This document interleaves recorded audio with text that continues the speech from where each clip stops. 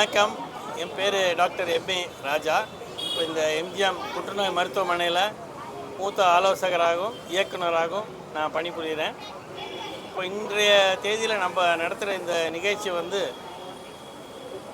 2 தினங்களை மனதில் வச்சு அதே சமயத்தில் வேறு சில குறிக்கோள்களோடு நடத்தப்படுகிறது.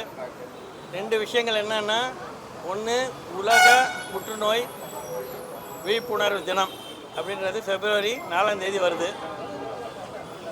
2வது இந்த மருத்துவமனை இயங்க தொடங்கி இப்போது 2 வருடம் முடிவடைந்தது போன வாரம். இப்போ இந்த 2 தினங்களை மனசில் வச்சுட்டு அதே சமயத்தில் முக்கியமாக பொதுமக்களுக்கு இந்த புற்றுநோயை பற்றி தவறான கருத்துக்களை விளக்கி சரியான விளக்கங்களை சொல்லி இதனுடைய விழிப்புணர்ச்சி ஏற்படுத்தி முக்கியமாக இந்த நோய் உண்டான ஆபத்து காரணிகள் என்னென்ன, நமது சொந்த வாழ்க்கை முறையில் எந்தெந்த வழிகளை நம்ம கடைப்பிடிச்சா இந்த புற்றுநோய் வராமல் தடுக்கலாம் அல்லது வரும் வாய்ப்பை குறைக்கலாம், இது போன்ற விஷயங்களை பொதுமக்களுக்கு எடுத்து சொல்வதற்காக ஏற்படுத்திய நிகழ்ச்சி இது நாங்கள் 2 நாள் நடத்துகிறோம். நாள் முழுதும் நடத்துகிறோம். இன்றைக்கும் நாளைக்கும் 2 நாள் நடக்கும்.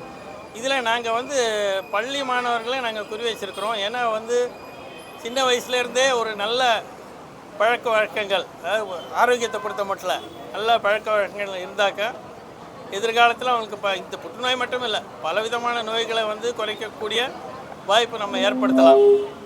ஏன்னா பல பழக்கங்கள் சின்ன வயசில் ஏற்பட்டு அதுக்கப்புறம் அவங்க அதனால் சிக்கி தவிக்கிறாங்க. உதாரணத்துக்கு இப்போ பார்த்தீங்கன்னா உயர்நிலை பள்ளியிலலாம்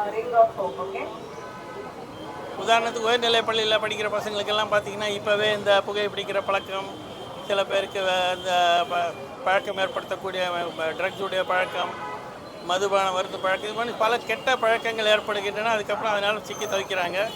அதை விட முக்கியம் என்னன்னு கேட்டால், எல்லாருக்கும் பொருந்தக்கூடியது உணவு. தவறான உணவுகளை உட்கொள்ளுதல், எப்பொழுதுமே வெளி உணவை உட்கொள்ளுதல், இந்த பதப்படுத்தப்பட்ட உணவை வழக்கமாக உட்கொடுத்துதல், இதெல்லாமே புற்றுநோய்க்கு வழிவகுக்கும். இது எல்லாருக்கும் பொருந்தும். முக்கியமாக இப்போ இளைய தலைமுறை பார்த்திங்கன்னா இதில் ரொம்ப நாட்டம் காட்டுறாங்க.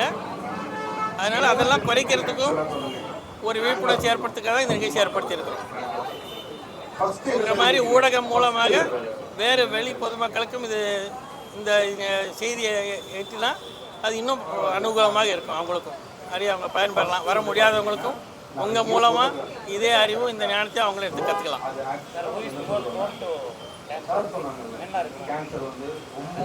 அதாவது நீங்கள் வெறும் எண்ணிக்கை மட்டும் எடுத்தீங்கன்னா நம்ம நாட்டை பொறுத்த மட்டும் லேசாக பெண்களுக்கு தான் அதிகமாக புற்றுநோய் இருக்கிறது.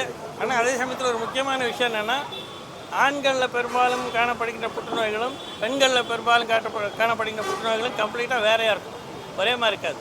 வெறும் நம்பர் மட்டும் பார்த்தீங்கன்னா பெண்களுக்கு லேசாக ஜாஸ்தி இருக்குது ஆண்களை விட. இந்த கேன்சர் டேக்கு என்ன தீம் சார்? அதாவது இந்த அவேர்னஸ் க்ரியேட் பண்ணுறதுக்காக உலக ரீதியாக நமக்கு ஒரு விழிப்புணர்ச்சி வரணும் அப்படின்றத முக்கியமான தீம். 9ல் ஒருத்தருக்கு கேன்சர் இருக்குது. இந்தியா அளவா இல்லை தமிழ்நாடு? தமிழ்நாட்டு அளவு ஆக்சுவலாக நம்மக்கிட்ட அந்த மாதிரி புள்ளி விவரம் இல்லை. 2வது நம்ம நாட்டில் இன்னொரு விஷயம் நம்ம புரிஞ்சுக்கணும் என்னென்னா, நம்ம சொல்கிற புள்ளி விவரங்களே இருக்கின்ற இன்ஃபர்மேஷன் வச்சு தான் நம்ம சொல்கிறோம். இப்போ உள்ளூரில் ரொம்ப ரிமோட்டாக இருக்க இடத்துலலாம் சில புற்றுநோய்கள்லாம் நம்ம கண்டுபிடிக்கிறதே இல்லை. அப்படியே கண்டுபிடிச்சாலும் அது எங்கேயுமே அஃபிஷியலாக ரெக்கார்ட் ஆகிறதில்ல. அப்படின்னு பார்த்தா இப்போ நம்மக்கிட்ட இருக்கிற அந்த எண்ணிக்கையை விட கூடுதலாக தான் இருக்க வாய்ப்பு.